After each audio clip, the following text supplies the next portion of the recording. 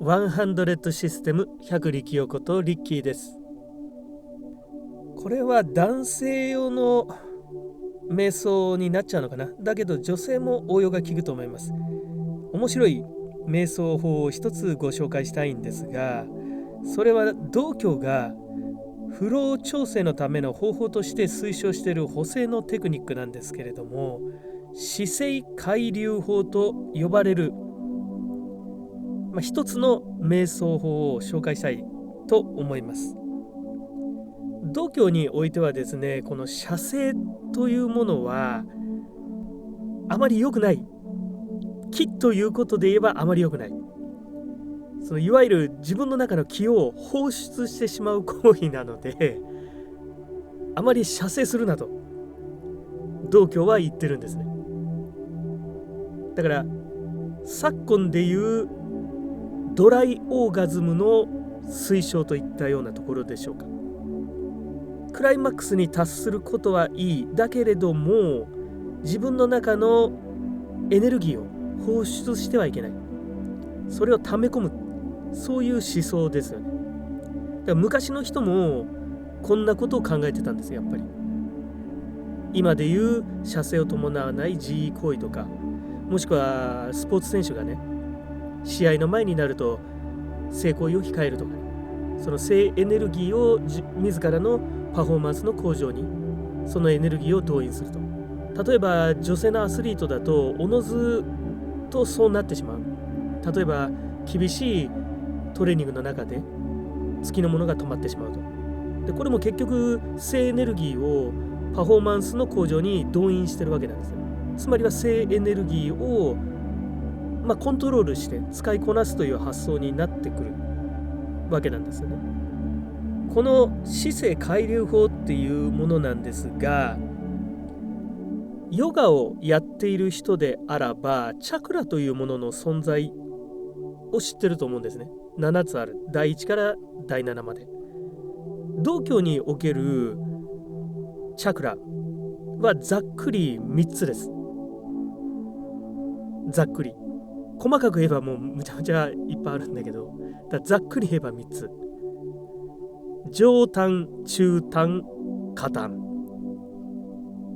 牛のベロみたいですね。上端一人前みたいな。なんかそんな感じがします。上端、中端から。こんなとこもなんか馴染みがいいでしょ。道教の。私好きなんですよ。もちろんインド式のヨガも好きです。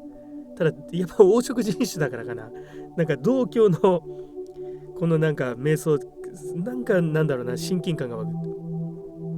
大きく分けてこの上端、中端、下端で、この下端が性エネルギーを発生させる場所、培養する場所で、ここでこうムクムクと性エネルギーを大きくさせる。ぐんぐんとね。で、体の前面が任脈、そして後ろ側、背中が徳脈と言われています。徳脈は背骨と考えていいんじゃないでしょうか。この徳脈に沿ってこの下端で培った性エネルギーを背骨を伝ってぐーっと上げていくと。これは呼吸を使って、これだけどここはだけどやっぱ実践しないと分かんないかなヨガやってるないしこう腹式呼吸とか体得してる人はね分かると思う。ヨガやってる人だったらもう分かると思います。そのままこれつまりはもうクンダリーニヨガと同じですから、いわゆるヨガの花形クンダリーニヨガと同じことですから、一番下のチャクラで培った性エネルギーを背骨を通じて、脳内まで上げると、消化体まで持っていくと。できれば第7チャクラ、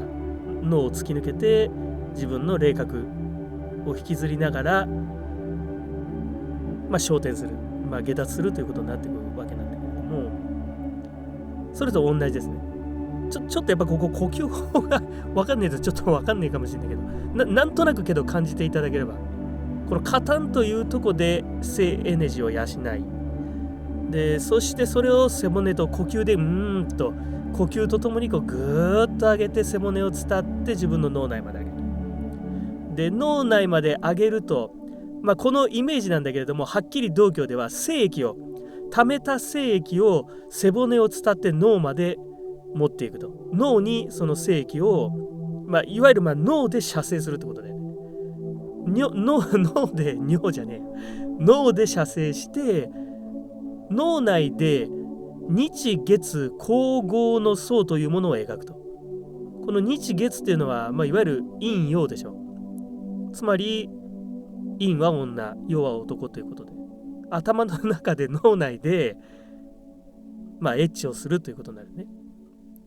性行為をする。昔の人もこんなこと考えてたんだね。なんか今で言うとなんか電脳系みたいなさ。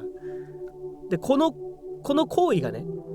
実際に射精してしまうんじゃなくて、背骨を伝って脳に上げて自分の脳内で射精すること、これが至福の時でありね、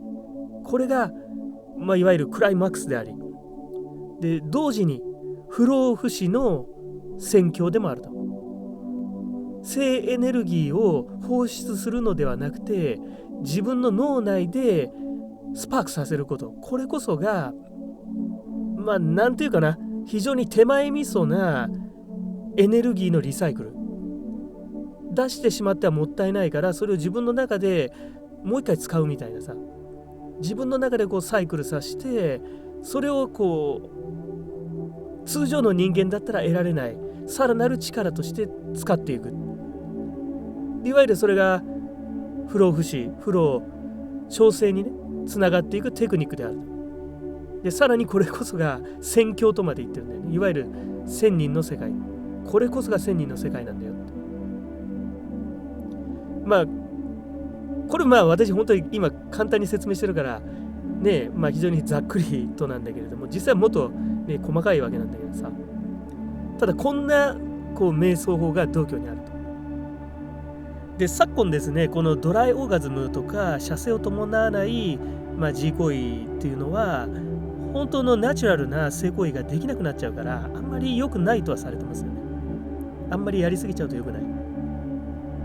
だけれども昔の人たちはこの性エネルギーの使い方、こんな一つのメソッドを考えてたんですね。日本の政府もですね、男女共同参画白書たるものでね、家族の在り方、人生の生き方みたいなのがもう明らかに変わってると。昭和時代と今の時代も違うんだと。で人生今100年時代をどのようにして生きていくのかと。ただただ西洋医学に頼ってね、悪いところは直す、その部分パートを直す、ないし必要だったら削除すると、切り取ると。それでいいんだけど、ただそれだけではやっぱりちょっと足らなくなってきてるんですよね。つまり私たちのメンタルな部分、ただただ物質的にね、自分たちのこの現世における器である肉体の悪い部分だけ修理して100年生きながらえても、それで本当にいいのか、これみんな思ってるんですよ今ね。中にはもうそんな100まで生きたくねえよとね、60代後半か70でぽっくり生きてよと、そう考える人も多いと思う。ただそれでもやはり100年スパンで考えるべきだと思います。これが私たちがね、この社会で生きていく上での最低限の責任だと思います。もうただ生きてりゃいいっていうのはもう許されなくなってきてますでしょ。だからこれはみんな薄々感じてるんですよね。そんな中で気候法とか瞑想法っていうのが今非常にフューチャーされてる。自分自身の中でね、エネルギーを自家発電し、それを自分の中でサイクルすることによって、自分の心身を生き生きとさせることができる。だから一つこのね、そんな瞑想法もあるんですよって、いわゆるクンダリーニヨガに近いと思いますけどね、性エネルギーを使うっていうあたりは、今回はですね、このフロー調整のテクニック、姿勢海流法たるものを紹介させていただきました。